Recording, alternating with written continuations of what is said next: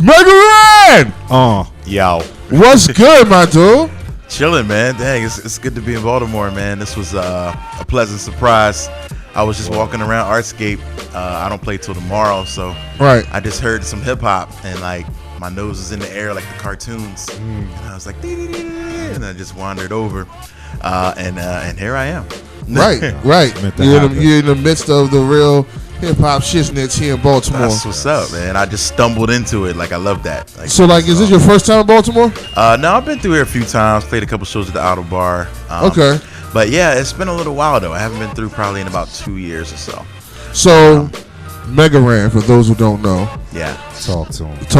The origin story. The origin story. Give me the origin of the name. I mean, those who don't know the obviousness. You know what I mean? All right. Well, it was random for a very long time. Right. I remember random. I was random, and then this year, just because of the constant mix-ups and random, AKA Mega Ran, and all that AKA stuff, I was just like, I'm just going with Mega Ran because it's not Google friendly to call yourself random. Yes. Like that's literally the opposite of Google friendly is random. Like you can't find that. So anyway, but the quick origin story is I was born and raised in Philly. Just making a bunch of music, hanging out with some folks. Actually, first time I heard you, Kev, was on the Jazzy Jeff joint. So big up Jazzy Jeff. Magnificent. So I was going through Touch of Jazz once in a while and hanging out, and just like, yo, what is this? You know what I mean? And started getting more into it, writing and things. Put together my first record called The Call, and then I was teaching at the same time. I was teaching middle school, and I don't know, something just called me to kind of take this and try to take it somewhere else. So I put my actually it's not really that deep. It was just I was tired of the winter in Philly. Like I was sick of snow. Like I really got to a point where it was just snowing way too much on the East Coast. I was like, yo, I'm out. So I headed out west. I went to Phoenix. It was blizzard time, but like around that time, blizzard of, I think it was 06 or 05. Like it was ridiculous. It snowed y'all got knocked pretty hard until like late April, and I was just like, I'm done, man. So I put my resume out there in the world and just like whatever happens. And in Arizona, Miami, and like Vegas had hit me back, and I was just like, you know what, I'm gonna go to Phoenix, see what's up. And so I just took everything and moved on out there. Started working on music out there, and then I don't know, I got a little bored with the music scene out there. I was just like, nobody's really trying anything new. So I stopped making music and I started playing video games. So you weren't always a gamer. And I was playing them back in the day, but I took like 10 years off. Okay. It's like the Spider-Man story, but I was bit by a video game or something. You know what I mean? It's like I was going about my life, and then a video game just bam, and I was like, oh, what's this?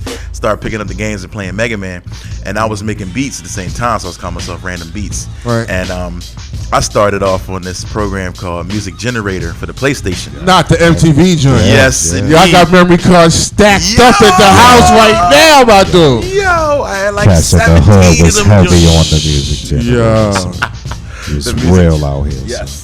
I used to sell beats that I made on the music. I have as well. People was like, "Yo, where you make this on?" Like some program, Right, exactly. I just don't worry about it. Don't worry about what I made. Rocking, ain't it? Right. It's hot. Like, shut up, give me my money. Right, exactly. So I did joints on that, and then I moved into Reason, and then I moved to an MPC 1000, and then I met my producer and a lot of producer friends. One guy particularly who's from this area, K Murdoch.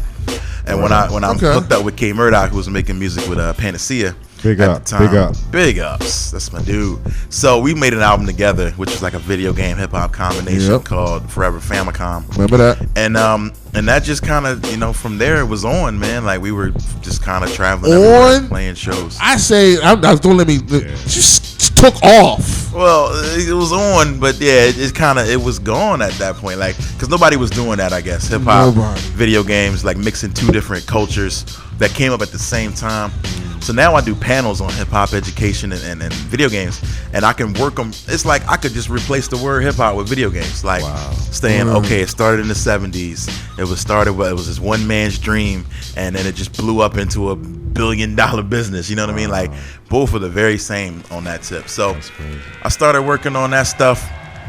I actually sat the beats down because I would listen to mine next to K Murdoch, and I was like, I can't do this. So, so I stopped. But once in a while, I still produce. But we worked on a bunch of records. The last thing that came out was top of this year, an album called Soul Veggies on Brick Records with me and my man Storyville. So I do want to play something from that later on. Yeah, definitely want you to play something. But yeah, that's kind of the origin. Like I went from just like a teacher rapper, and then all of a sudden I made a couple of video game projects, and they kind of took off. So at the same time, like I still alternate. So there'll be like a video game project, and then it's like a hip hop joint. You know what I mean? Right. So back and forth. You know what I mean? So just to kind of satiate different parts of me. You know what I mean? And yeah, it's been fun, man. It's been very fun. I never ever thought I'd be here. You know what I mean? It's one of them things where it's like you do what you love, and then it just happens to work out. You know what I'm saying? Exactly. And that's dope. Like you can't write it no better than that. So like, who were your early influences as far as hip hop? Man, Jazzy Jeff and the Fresh Prince all day. Honestly, yeah, like just being from Philly, classic, man, with so many great MCs and DJs out there. People front on them, but they classic. It's classic because of the comedy. You know what I mean? Like, it was, front on them, but it was well written stuff, and it was classic. So far ahead of its time. Yeah. But honestly, my favorite like cats back in the day were like LL Cool J, Eric B and Rakim, Cool G Rap, Gangstar, of course. So much stuff, man. Chubb Rock was one of my unsung heroes. Yep. You know what I mean? And Chubb, I looked up to a lot because he was an educated brother, who was also a big brother who wasn't afraid to get down. Right. And he was articulate. Shout out to all my big brothers in the mic. You know what I mean? And he was articulate with his. I'm dead. Yo. So Kev's always a jokester. Easy. So man. So Chubb, I learned a lot from. He was an educated cat who wasn't afraid to get down and was actually talking about some real stuff and could rock a party. So I felt like that's what I wanted to be as an artist. So it's funny when I named myself Random. I actually named myself based on a comic book character that was a dude in X Factor who popped up in a couple issues named Random, and he was able to like shape shift, and I was like, yeah, that's dope. And he was a real big dude.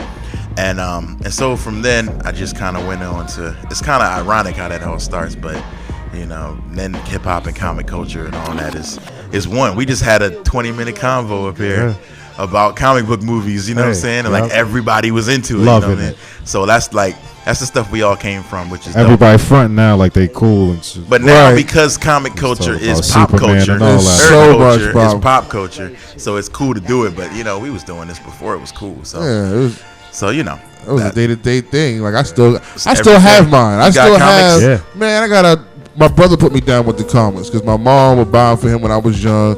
He had like the first Supermans and Spider-Man, and still has them to this day in plastic. Wow. You know what I'm saying? Preserved. So I got into it, but how I got into it was, when we was doing the Christmas thing, you could buy this package deal where you would get like 3 sets of comic books for like $10 or something real. Okay. You would get like 1 or 2 good ones. The rest would be like them. Like, oh, okay, these are funny. And that's superheroes at all. Nah, it'd be like, why did you even make this into a comic? This is more or less like duty paper. You know what I'm saying? Bookman. Right. I mean, but I was still keeping though. Put them in the plastic, and I got into the cards. Baseball, the football. Did you do the comic cards too? The Marvel cards. Yes, I have the Marvel cards. I have some in the very thick glass. Yeah, the hologram joints. Yeah. And I have cases for them too, not just sleeves, but I have the hard cover, the hard. You know what I'm saying? Where there's no air, there's nothing getting in there, and I still have them joints, and they might be going down. They might be worth some money, man. Look, times getting hard, goddammit. I'm gonna have to get rid of that whole set just to make it through. But nah. Wow. Now one thing now, since we both you two are in the room.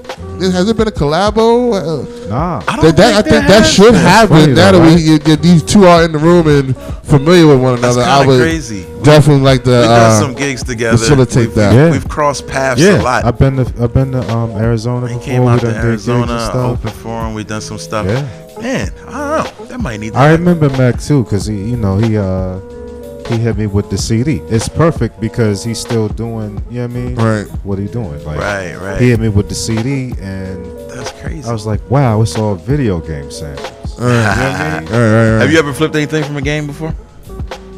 Truthfully, I don't think so. No? I flipped, you know what? Back in the day before I was on. Before it was Kev Brown. Like I flipped like a Power Rangers video game. You know the little noise. Yeah. When you get the powers. Yeah. Like I had flipped that in the beat.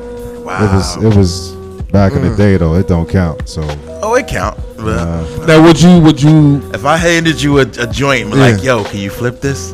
Yo, would you mess with it? Video games got joints. It's a lot of joints on them, man. Shit.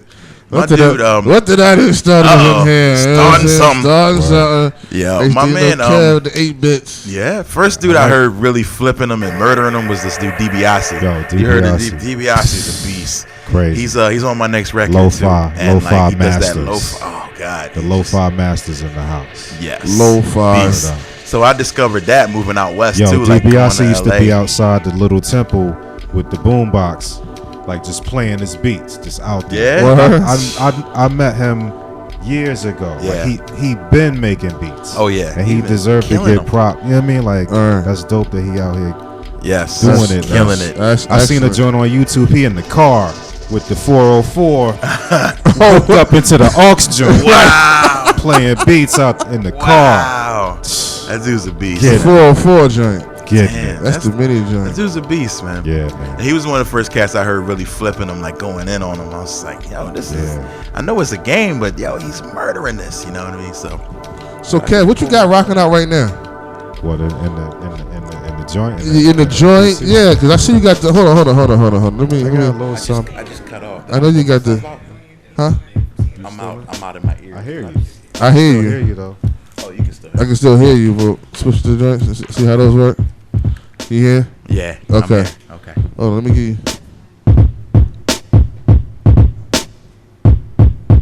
Yeah. Word. Got a little sound there.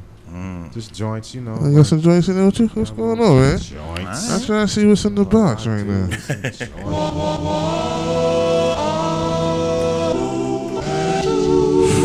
You know, I like the voices. I've been into voices a lot lately. Okay.